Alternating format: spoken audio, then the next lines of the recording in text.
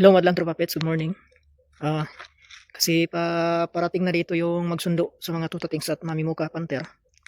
Hinanap ko na si Muka. Hindi pa nakauwi sila. Kasi paggabi kasi umaalis ang lahat dun sa disyerto tapos babalik umaga.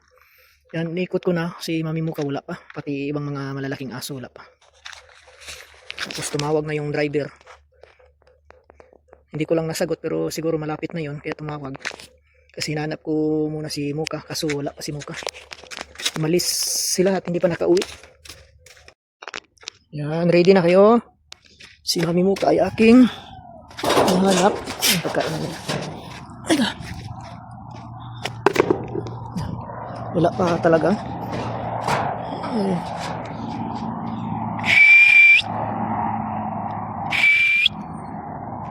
Wala talaga sila Mami Muka.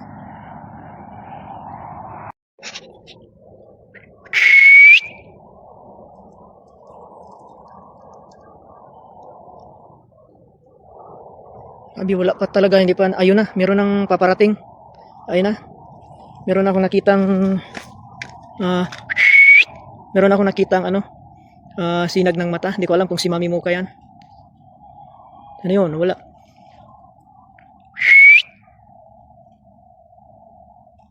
Sana si Mami Muka yan. Oh, nawala na. Pusa lang ata yun. Ayun na. Ay, pusa. Ayan, pusa lang pala. Ayun o.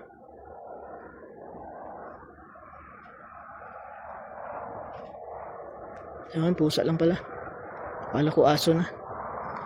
Wala pa talaga sila. O, hindi pa nakauwi sila Mami Muka. Mag alas 6 na. Alas 5:30 na. Pusa ng ibang lahi. Kasi yung mga pusa naghahanap din ng pagkain dyan. Mga ibon. Wala pa talaga si Mami Muka. Lahat sila. Kuya Ek, Mami Muka at mga tutatings laki kasi paggabi doon talaga sila, doon sa malayo, doon sa pinupuntahan namin lagi, doon sila naghahan tapos uwi sila yung maliwanag na. Yun mga katropa, kanina pa ako libot-libot, hinahanap ko si Mami Muka kasi si Mami Muka nga hindi pwede ikulong o itali kasi magsigaw-sigaw.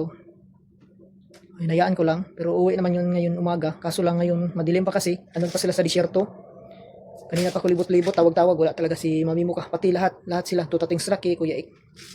Kasi babalik yan sila yung maliwanag na. Doon sila sa disyerto, maghanap-hanap ng kanilang mahan. Gabi kasi yan talaga active ang mga kanaan dogs. Active sila pag gabi talaga, kaya wala pa sila ngayon. Mamaya pa yun sila darating mga umaga, magliwanag na, tapos matulog. Kaya buong araw tulog yan sila. Tapos hapon active na ulit. Yung driver, 2 beses na tumawag, hindi ko napansin. Kasi lumabas ako saglit, timing nagtawag. Miss call ko naman, hindi din siya natawag. Yan, sige kung makarating dito, pwede naman siguro antayin lang saglit kasi darating naman yun sila mga mga magliwanag na, mga alas 6:30 o alas 7. Darating ngayon lahat mga aso. Ayun na si Muka, nakauwi na. Sakto kasi tumawag na rin ang driver at si Mami Muka yan nakauwi na. Yan. Ako'y pupunta dun sa daan kasi tumawag yung driver at si Mami Muka is sama na to. Yan, dali. Sama ko si Mami Muka, maglakad kami sa highway. Yan. Sakto umuwi na si Mami Muka. Dali. Dali, Muka. Dali. Dali. Punta tayo sa highway. Yan, sama ko si Mami Muka. Yan mga katropa, nag-aantay kami sa driver. Tapos si Mami Muka andito sa akin sumama. Yan o. Inaantay namin yung driver dito ng sasakyan. Yung driver na kukuha sa kanila. Kasi sarado kasi itong daan at malayo pa doon ang papasukan, kaya sasabihan ko na saan siya papasok. Ayun na mga katropa, ang driver na kukuha sa kanila. Ayan, tumawag na siya. Ayan na si Mami Muka at yun na ang sasakyan na magsundo sa kanila. Ayan. Ayan na. Sakto si Mami Muka ay nakauwi. Ayan. Kasi kanina pa ako tawag-tawag. Tapos mga tutatings. Liit. Ayan. Ready na rin sila.